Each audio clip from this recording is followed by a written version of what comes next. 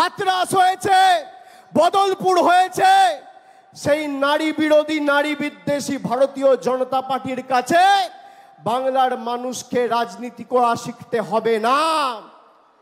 যারা মুখ্যমন্ত্রী মমতা বন্দ্যোপাধ্যায়ের পদত্যাগ দাবি করছে, আমি আপনাদের বলছি, গত 10 বছরে একটা তথ্য আপনাদের দিই।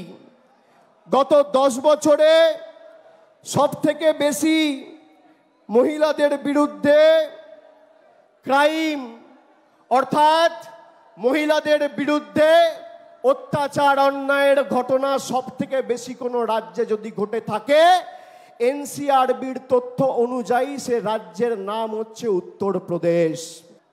পারলে এই 4 জন মুখ্যমন্ত্রীর পদত্যাগ দাবি করবেন, তারপর মমতা বন্দ্যোপাধ্যায়ের দিকে আঙ্গুল তুলবেন।